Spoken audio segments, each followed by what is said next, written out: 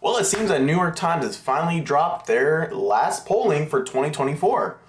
It has some prominent results. We're going to break down this list. If you guys are interested with the full graph and with like race, education, gender, age, it's all here. I do not want to talk about all this because this looks extremely boring. But I do want to talk about these numbers coming out of New York Times, which is a reputable pollster from what I've heard. I haven't looked into like the nitty gritty, who's right the most, who's wrong the most. But many people are saying that they are a high quality pollster. So we can talk about that. I do want to bring up the graph of all 7 states that are basically the battleground states that they could go either or. This one did not mention Florida, so we'll just give the Republican Florida for now. I do think Florida is in contention for the running, especially with Latino communities, Black communities, and most importantly, Haitian communities. They did not like those comments too much. So, speaking of that, we'll make it likely red for Ohio just because of that. As we break it down, and if we're only going to use the polls given to us from the New York Times recent, we'll break it down like that. So let's start with the Rust Belt. Let's give Iowa to the Republicans too. That's for another discussion for another day. So first, for the Republicans, we'll give it to Arizona. Arizona up by 4 points, I believe, from the last polling. Yes, 4 points, which is insane, especially if you look into someone like Carrie Lake that is losing by 5 points in that state. It doesn't seem like it's going to get close. The Atlas poll did say that she was winning by 1, but she is not a popular person. She lost a governor's race, pretty tight one. People just don't like her too much, especially in Arizona, where McCainism is still alive and well. So for now, we're going to give it to Trump, Arizona. And what's next? I guess we can talk about Nevada. This poll does say that Harris is winning +3. Nevada is notoriously very hard to poll. So which direction it's going to lean is really not known by many people. I do predict Nevada going to the Democrats this year, just because they do have a very strong senator race going on, which is heavily leaning towards the Democratic Party by 5 points. Before this, it was very strong. I remember seeing the 7-point leads. He did close up a bit, which is very impressive to see. But this huge, almost 10 points at 1 point, I just don't see this going any other way. I do see a Democratic victory for both the Senate and the presidency. So we can talk about the rest of the Sun Belt. It does say that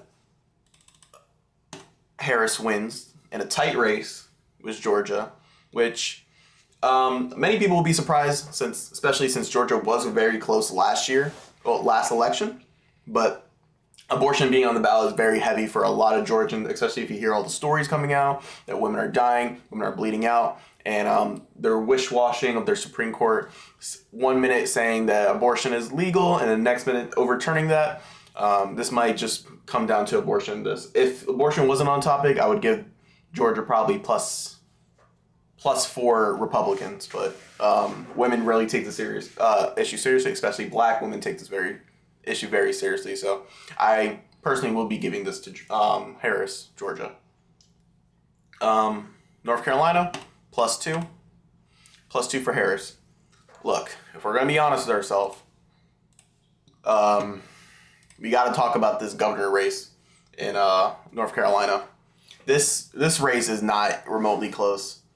The fact that this race exists already gives Harris such a big lead in the state, because I do not see a world where someone checks Trump and then checks Stein. I just don't see it. I do see this race going 15 points above for the Democratic Party in the governor race.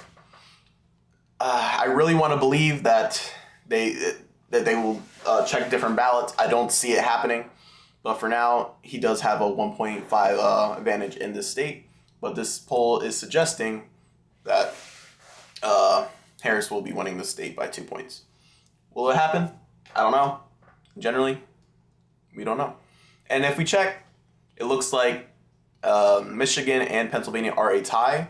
So ties usually do better for Republicans, as we all know.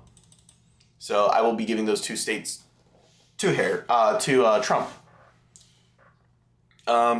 Pennsylvania, Michigan has a very heavy rural populations. They do like tariffs. They do like protectionisms. They do have a lot of farmers as well, which also likes protectionism. So this could easily go to Trump. I wouldn't be surprised if they did.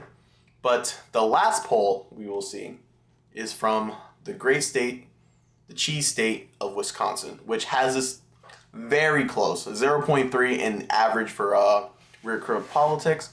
But New York Times does have this +2 Harris. So this would guarantee a Harris victory unless 5 electors decide to not vote for her. Doubt that will happen. Democrats are finally united on a cause for once. So I do see this going to Harris in this New York Times poll. Is this my final poll? No. Is this what I would rate the final stretch of the election with only 2 days left? No. But it does seem that Harris is winning in a poll that is very reputable, so we will take it for now.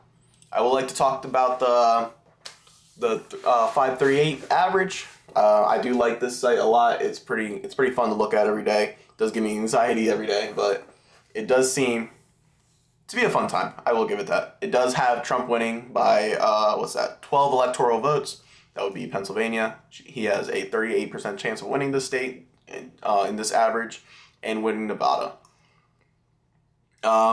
Nevada is a very crucial state right now, especially with if we looked. I'll try to pull this really quick up. Yes, I have 2 different.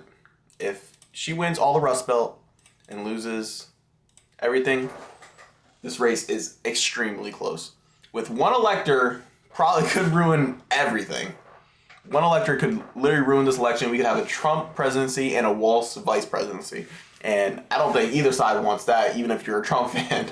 Even if you're a Harris fan, you do not want that. That sounds chaotic. So that's why I believe Nevada is very important for this race. So, but let's get back on the topic with this poll. New York Times does predict a Harris victory. Make sure to go vote. Make sure, even if whatever side you pick, use your God-given right to go vote. And I hope you guys have a great day.